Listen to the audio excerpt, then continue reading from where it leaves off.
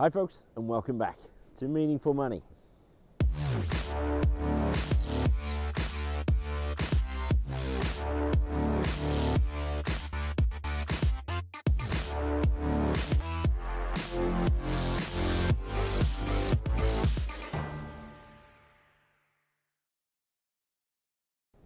Well, it's been a little while, 3 or 4 weeks since I've done a video, so apologies for that. Been a crazy start to the year. It's middle of February 2013, what with holiday and then going around the country speaking to other advisors about what I'm doing here on Meaningful Money. It's been a bit of a manic start to the week.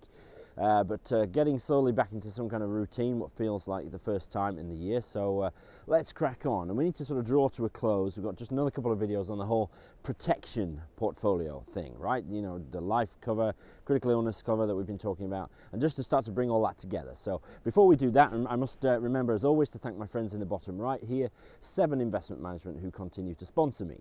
Right. A protection portfolio. You might not sort of think of those words together. Usually when we talk about portfolio, we're talking about investments and pensions and stuff. But portfolio simply means a sort of, a grouping together of. It's a sort of collective noun, if you like. And there's no reason why you can't have a portfolio of protection products.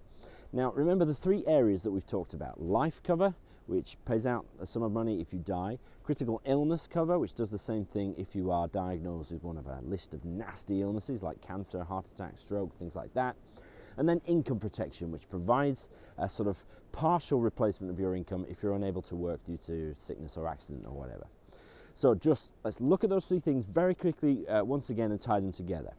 So life cover first. Remember the rule of thumb about how much life cover you need. Sort of think about debts plus X, right? So obviously you need to cover your debts. That's the minimum amount of cover you would need. Even if you're single, got no kids, if you've got debt, you need to make sure that that's paid off if the worst was happen to you, because you don't want those left behind for those who are left behind if you were to die. When I say debts plus X, the question mark is over the X. How much should that be? Well, we talked about this in previous video.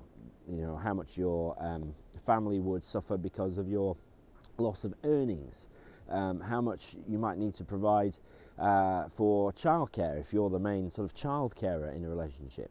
So, remember to think those things through. Debts plus X, that's the sort of amount of cover you need. And remember also death in service cover available from work. You don't want to double up here. No need to have too much cover, you need just enough. So if there are some life assurance benefits available from work, then use those and make sure that you're not doubling up and paying for unnecessary cover.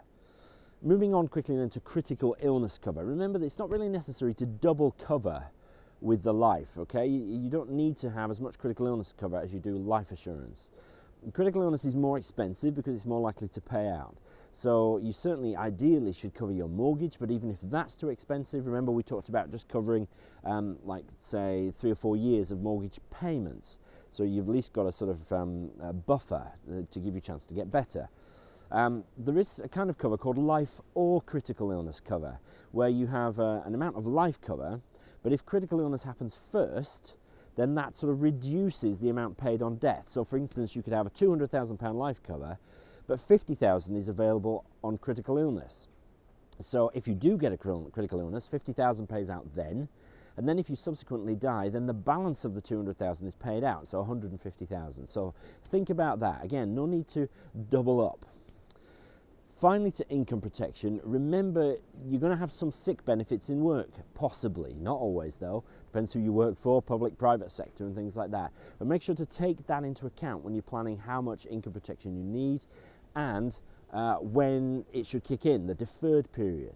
If you've got an emergency fund in place, that's also a factor. You may be able to live off that or some of that to start with. So you may say, okay, if I go sick tomorrow, our emergency fund will last us 12 months, but we don't want to deplete it altogether. So maybe we'll have our income protection kick in after 6 months. So we've still got some emergency fund left.